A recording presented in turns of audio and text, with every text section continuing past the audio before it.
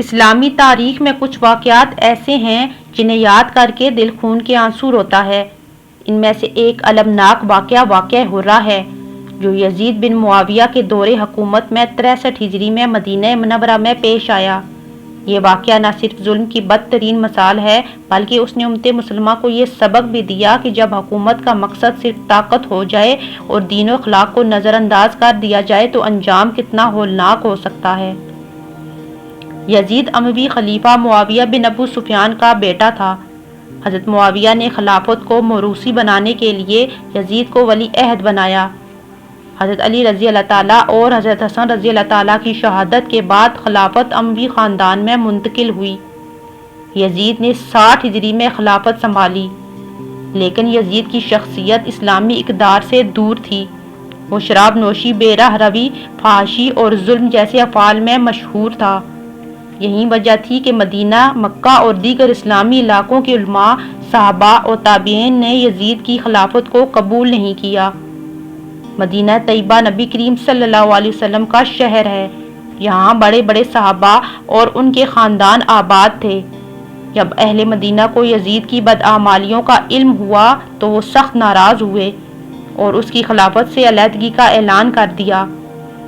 یزید نے مدینہ کے کچھ لوگوں کو دمشق بلایا تاکہ وہ بیعت کریں، لیکن وہاں ان کے ساتھ سخت برتاؤ کیا گیا۔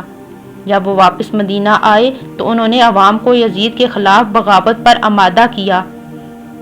جب یزید کو اطلاع ملی کہ مدینہ کے لوگ اس کی بیعت ختم کر چکے ہیں تو وہ غصے میں آ گیا۔ اس نے مسلم بن عقبہ نامی خونخوار جرنیل کو ایک بڑا لشکر دے کر مدینہ بھیجا اور حکم دیا کہ اگر لوگ دوبارہ بیعت نہ کریں تو ان پر حملہ کر دیا جائے۔ یزیدی لشکر نے مدینہ کے قریب ہرہ نامی مقام پر خیمہ زن ہو کر 3 دن کا وقت دیا، لیکن اہل مدینہ نے بیعت سے انکار کر دیا۔ اس کے بعد مسلم بن عقبہ نے مدینہ پر حملہ کر دیا۔ یہ واقعہ 63 ہجری میں پیش آیا۔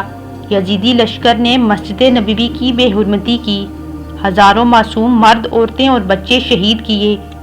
3 دن تک شہر کو لوٹا گیا، عورتوں کی عزت پامال کی گئی، صحابہ کرام اور ان کی اولادوں کو بے دردی سے قتل کیا گیا، مدینہ کے گھروں، بازاروں اور مقدس مقامات کو ناپاک کیا گیا۔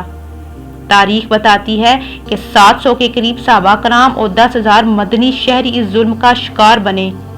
کہا جاتا ہے کہ بعض لوگوں نے نبی کریم صلی اللہ علیہ وسلم کے روضہ مبارک کی طرف بھاگ کر پناہ لی، لیکن یزیدی فوج نے وہاں بھی ان پر ظلم کیا۔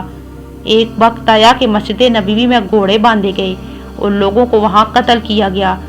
یہ اسلامی تاریخ کا سب سے شرمناک باب ہے کہ مدینہ کی ہزاروں عورتوں کی عزتیں پامال کی گئیں۔ اس واقعے کے صرف چند مہینے بعد ہی یزید اچانک بیمار ہو کر مر گیا۔ مورخین کہتے ہیں کہ اس کی موت اللہ کی پکڑ تھی۔ اس کی موت کے بعد اس کا بیٹا بھی چند دنوں میں مر گیا اور یزید کا خاندان زوال پذیر ہو گیا۔ اس کہانی سے سبق ملتا ہے کہ ظلم زیادہ دیر تک قائم نہیں رہتا، باطل طاقتیں وقتی ہوتی ہیں، حق ہمیشہ غالب رہتا ہے۔ اس طرح کی اور آنے والی ویڈیوز کے لیے ہمارے چینل کو سبسکرائب اور ویڈیو کو لائک کریں تاکہ ہماری ہر آنے والی ویڈیو آپ کو بر وقت ملے۔